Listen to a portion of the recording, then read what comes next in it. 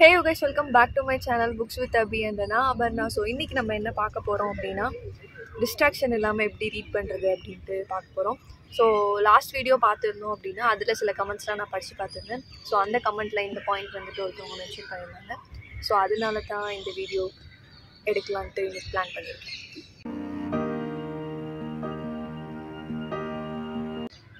So இப்போ என்னோட current read பார்த்தோம் அப்படின்னா 4th ரீட் தான் ஸ்டில் படிச்சுட்டு இருக்கேன். இப்போ வரைக்கும் 335 பேஜ் தான் படிச்சிருக்கேன். அண்டு புக் வந்து இன்ட்ரெஸ்டிங்காக தான் இருக்குது. பட் நான் கொஞ்சம் லேட்டாக படிக்கிறேன்.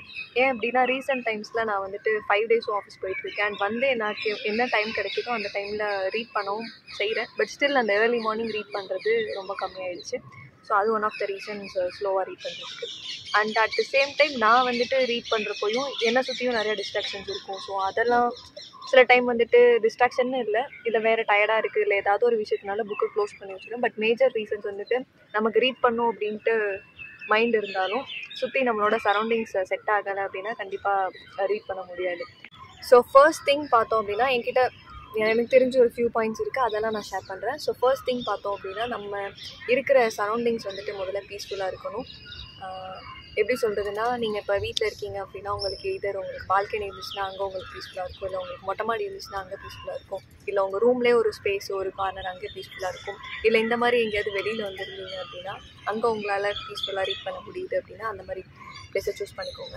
இல்லை அப்படி இல்லை சுற்றி வந்து உங்களுக்கு நாய்ஸ் எல்லாம் கேட்டுட்ருக்கு ரீட் பண்ண முடியல அப்படி இருந்தாலுமே ஏதாவது உங்களுக்கு பிடிச்ச சாங் கேட்டால் நம்மளால் ரீட் பண்ண முடியாது. பட் ஏதாவது ஒரு பிஜிஎம் மட்டும் போட்டுட்டு நம்ம அந்த சாங்கை கேட்டுட்டு ரீட் பண்ணலாம். ஸோ அந்த மாதிரி திங்ஸ்லாம் ஹெல்ப்ஃபுல்லாக இருக்கும். ஸோ மேஜர் திங் வந்துட்டு நம்ம எந்த இடத்துல ரீட் பண்ணுறோம் அப்படிங்கிறது டிஸ்ட்ராக்ஷனில் மெயினான ஒரு விஷயம். நெக்ஸ்ட்டு பார்த்தோம் அப்படின்னா நம்மளோட மொபைல் தான். ஸோ இப்போ இருக்கிற ரீசெண்ட் டைம்ஸில் டிவி லேப்டாப்பு அதெல்லாம் கூட யாரையும் பெருசாக டிஸ்ட்ராக்ட் பண்ணாது. ஸோ எல்லாருமே வந்துட்டு மொபைல் யூஸ் பண்ணிகிட்டு இருக்கோம். ஸோ மோஸ்ட்லி நிறைய பேர் மொபைலில் தான் ரீட் பண்ணுறாங்க. ஸோ மொபைல்லே ரீட் பண்ணுவாங்க, அந்த நோட்டிஃபிகேஷனும் அங்கே இருக்கும். அப்போ எப்படி டிஸ்ட்ராக்ட் ஆகாமல் ரீட் பண்ண முடியும்? ஸோ அந்த மாதிரி டைமில் உங்கள் தேவையில்லாத ஆப் நிறையா இருக்கும். ஸோ அந்த எல்லா ஆப்ஸ்லேயும் வந்துட்டு நான் வந்துட்டு மோஸ்ட்லி நிறைய ஆப்ஸ்க்கு வந்துட்டு நோட்டிஃபிகேஷன் ஆஃப் பண்ணி வச்சுருக்கேன். அண்ட் சில ஃபியூ ஆப்ஸ் இருக்குது. பட் அந்த ரீட் பண்ணுற டைம்லேயும் மோஸ்ட்லி டேட்டா ஆஃப் பண்ணிவிட்டு ரீட் பண்ண ட்ரை பண்ணியிருக்கேன். பட் சம்டைம்ஸ் டேட்டா ஆனில் தான் இருக்கும்.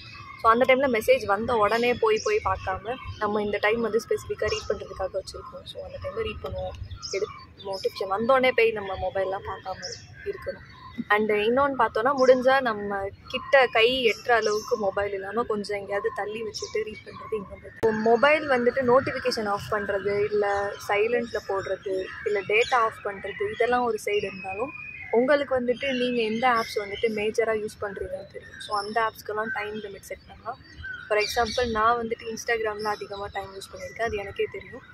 அண்டு இல்லைனா உங்களோட டெய்லி உங்கள் மொபைல் ஹவர்ஸ் எவ்வளோ வந்து நீங்கள் யூஸ் பண்ணுறீங்க அப்படின்னு டெய்லி மானிட்டர் பண்ணாலே தெரிஞ்சிடும். ஒரு 2 hours 3 hours அந்த மாதிரி யூஸ் பண்ணியிருக்கீங்க அப்படின்னா that's not a big deal. இதே 7 hours 8 hours வந்துட்டு நீங்கள் மொபைல் ஸ்க்ரோல் பண்ணிட்டு இருக்கீங்கன்னா அது பார்க்குறப்பே ஆட்டோமேட்டிக்காக ஒரு இது வரும். ஸோ இவ்வளோ நேரம் நம்ம மொபைலில் ரீட் பண்ணிகிட்டு இருக்கோம், புக் ரீட் பண்ணுற டைம் ரொம்ப ரொம்ப கம்மியாக இருக்குது அப்படின்ட்டு. ஸோ மொபைல் எவ்வளோ நேரம் பார்க்குறீங்க அப்படின்ட்டு அந்த ஸ்க்ரீன் டைமை மானிட்டர் பண்ணாலே போதும். அண்ட் எந்த ஆப் வந்து ஸ்பெசிஃபிக்காக நீங்கள் யூஸ் பண்ணுறீங்களோ அந்த ஆப்ஸ்லலாம் வந்துட்டு அதோட ஸ்க்ரீன் டைம் மட்டும் கொஞ்சம் கம்மியாக பண்ணுற மாதிரி செட்டிங்ஸ்லாம் இருக்கும். ஸோ அதெல்லாம் போய் பார்த்துட்டு என்னென்ன எனேபிள் பண்ணிடுங்க. ஃபஸ்ட்டு கொஞ்ச நாள் வந்துட்டு ஸ்கிப் பண்ணி ரீல்ஸ் பார்க்குறது ஷார்ட்ஸ் பார்க்குறது அதெல்லாம் இருக்கும். பட் போக போக நம்ம ஒழுங்காக ப்ராப்பராக ட்ராக் பண்ண ஆரம்பிச்சிட்டோம் அப்படின்னா ரீடிங் ப்ராப்பராக டைம் ஸ்பெண்ட் பண்ண ஆரம்பிச்சிடும். அண்டு இன்னொரு முக்கியமான விஷயம் என்னென்னா நம்ம ரீட் பண்ணுறப்போ டிஸ்ட்ராக்ட் ஆகக்கூடாது, சுற்றி சவுண்ட் எதுவும் கேட்கக்கூடாது அப்படின்னா அதுக்கு பர்ஃபெக்டான டைம் வந்துட்டு ஏர்லி மார்னிங் இல்லை லேட் நைட் ரீட் பண்ணுறது தான். ஸோ நீங்கள் வந்துட்டு மார்னிங் பர்சனாக இருந்தால் மார்னிங் எழுந்து ரீட் பண்ணுங்கள். ஏன்னா உங்கள் டே ஸ்டார்ட் பண்ணுறதுக்கு முன்னாடி நீங்கள் புக் ரீட் பண்ணுறீங்க அப்படின்னா அது உங்களுக்கு எக்ஸ்ட்ரா ஹவர்ஸ் மாதிரி தான். ஸோ அந்த டைமில் நமக்கு வேறு எந்த ஒரு தாட்ஸும் இருக்காது. மற்றதெல்லாம் நம்மளோட டே எப்போ அந்த ஆக்சுவல் டைம் ஸ்டார்ட் ஆகுமோ அப்போலேருந்து தான் நீங்கள் மற்ற வேலைகள்லாம் பார்க்கணும். ஸோ அதுக்கு முன்னாடி எந்த ஒரு யோசனை எந்த ஒரு ஓவர் திங்கிங் எந்த ஒரு டிஸ்ட்ராக்ஷனும் இல்லை, மார்னிங் டைமே ரீட் பண்ணி முடிச்சிருங்க. அப்படி இல்லைன்னா உங்கள் டே எண்ட் ஆகிறப்ப எல்லா வேலையும் முடிச்சிட்டோம், இதுக்கப்புறம் யோசிக்கிறதுக்கு எதுவும் இல்லை அப்படிங்கிறப்போ நீங்கள் லேட் நைட் ரீட் பண்ணலாம். இதே இப்போ வந்துட்டு வீக்கெண்ட் டைமில் இன்பிட்வீன் டைம் உங்களுக்கு இருக்குது அப்படின்னா வீக்கெண்டாக கொஞ்சம் ப்ராப்பராக பிளான் பண்ணி வச்சுக்கோங்க. இந்த டைம் இது பண்ணணும் அப்படின்னு பிளான் பண்ணி வச்சுட்டு அந்த இன்பிட்வீன் டைம் கொஞ்சம் ஃப்ரீ ஆக்கிட்டு அந்த டைமில் உங்களுக்கு தூக்கம் வரல அப்படின்னா நீங்கள் ரீட் பண்ணலாம். இல்லை தூக்கம் வந்துச்சுன்னா நீங்கள் ஃபோர்ஸ் பண்ணி ரீட் பண்ணணும் தேவையில்லை. தூக்கம் வரப்போ தூங்குங்க. இல்லை உங்களுக்கு படிக்கணும்னு தோணுச்சுன்னா படிங்க. என்னன்னாலும் ஓகே, அந்த ஃபோர்ஸ் பண்ணி ரீட் பண்ணணும் அப்படிங்கிற ஒரு விஷயம் மட்டும் வேணும். மற்றபடி மற்ற ஃபர்தர் டிஸ்ட்ராக்ஷன்லாம் நீங்கள் அவாய்ட் பண்ணலாம். அது உங்கள் கண்ட்ரோலில் தான் இருக்குது. இந்த வீடியோ எனக்கே ஃப்யூச்சரில் மறுபடியும் ஹெல்ப்ஃபுல்லாக இருக்கும்னு நான் நினைக்கிறேன். ஸோ அவ்வளோதான் எனக்கு தெரிஞ்ச பாயிண்ட்ஸு. வேறு எதுவும் நீங்கள் வந்து ரீட் பண்ணுறப்ப டிஸ்ட்ராக்ட் ஆகாமல் இருக்கிறதுக்கு நீங்கள் ஏதாவது ஸ்பெசிஃபிக் ஸ்டெப்ஸ்லாம் யூஸ் பண்ணியிருந்தீங்கன்னா அதை வந்து கமெண்ட்டில் ஷேர் பண்ணுங்கள். அண்ட் இப்படி நம்ம ஃபிக்ஷன் புக்ஸ் ரீட் பண்ணுறதுக்கு இவ்வளோ ரெஸ்ட்ரிக்ஷன் வச்சுட்டு ரீட் பண்ணணும் அப்படின்லாம் இல்லை. ரீட் பண்ணுறப்போ என்ஜாய் பண்ணி ரீட் பண்ணுங்கள், கேஷுவலாக ரீட் பண்ணுங்கள். இது வந்து அகாடமிக்ஸ் புக் மாதிரிலாம் கிடையாது.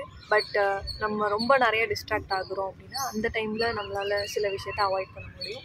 அதை வந்துட்டு கண்டிப்பாக ஃபாலோ பண்ணலாம். ஸோ அதுக்காக தான் இந்த வீடியோ. பிடிச்சிருந்துச்சா லைக், கமெண்ட், ஷேர், சப்ஸ்கிரைப் பண்ணுங்கள். நெக்ஸ்ட் வீடியோவில் பார்க்கலாம்.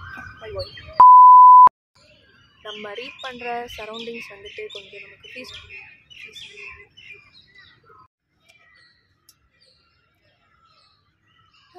டிஸ்ட்ராக்ஷன் இல்லாமல் எப்படி ரீட் பண்ண போகிறோம் அப்படின்ட்டு.